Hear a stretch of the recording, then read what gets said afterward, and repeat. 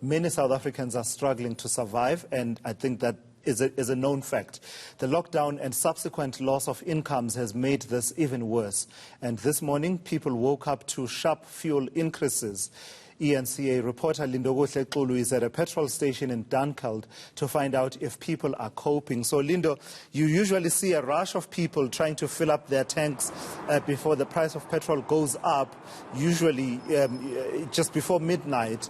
And the debate is always, does it help? You know, because a few days later or a week later, you'll be filling up again. I guess what I'm asking is, what have you been hearing from motorists about the realities of this fuel price hike?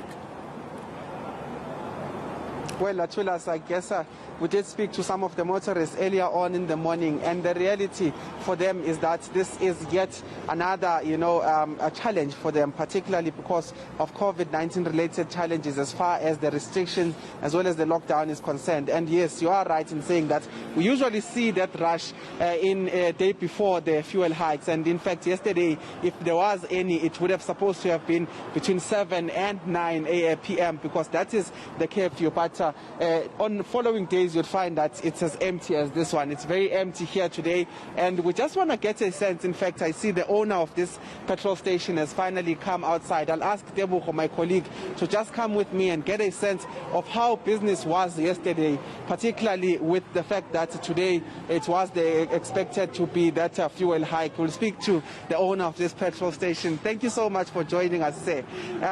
It's quite empty today. I'm guessing that is because people filled up their tanks yesterday, but just give us a sense of what happened yesterday. Yeah, well, last night there was a rise in the price. There was roughly 50 cents a litre. And always the day before, there's a rush. Yeah. We probably get about 30% more than normal. But then the day afterwards, it's about 25 to 30% less.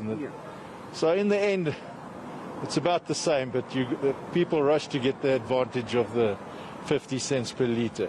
Yeah, and perhaps if you can just give us a sense then, because many businesses have been affected by these restrictions of COVID-19, just in terms of the way the year last year had gone in terms of your sales, did it dwindle like other businesses, or what's the case there? Yeah, it dwindled a lot. Yeah.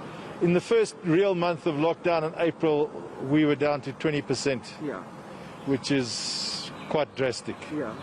In a high volume business with a low margin, you only make money out of your last 5 or 10% if you're lucky. Yeah. So it was very tough. Yeah. Even at the end of last year, in November, we were still running at only 80% of normal. Yeah. And in terms of your customer base moving down towards the lockdown, would you say that when we were in level 1, you had made a full recovery of some of the people that are coming, or people are simply not working, and that results in people not coming to fill up their tanks? There's still a lot of people that are, I wouldn't say not working, I'm not sure, but they're working from home. Yes. And they're not traveling. Yeah.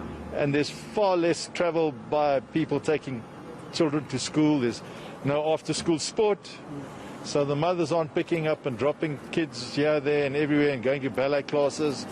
So all these things add up. And at the end of the day, we've got a much smaller market. Hopefully it won't last long. And just a very quick last question. In terms of the considerations being made by the National Coronavirus Command Council, a move towards a stricter COVID-19 level, what would that mean for such a business as yourself? Stricter than now? Stricter than now. It would obviously mean less travel.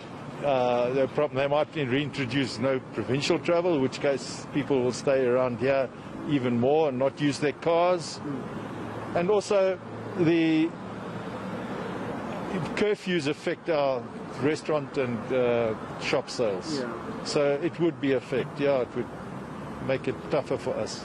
All right. Thank you so much for Pleasure. this interview. Well, the knock is not only for motorists, Tulas, but it's also for those that are in fact in the business of selling fuel. And as you can hear from there, the devastation is being felt not just by those that are driving, but also by the businesses such as this one. And inside this business, I counted about 5-6 ladies that are working here, and you can imagine if the in fact business takes a knock, then what does it mean for all of the staff that are working inside and outside some of these petrol stations? Yeah, all right, thank you for that update. That's eNCA's Lindokuhle Xolo out in Dunkeld here in Johannesburg there with that update.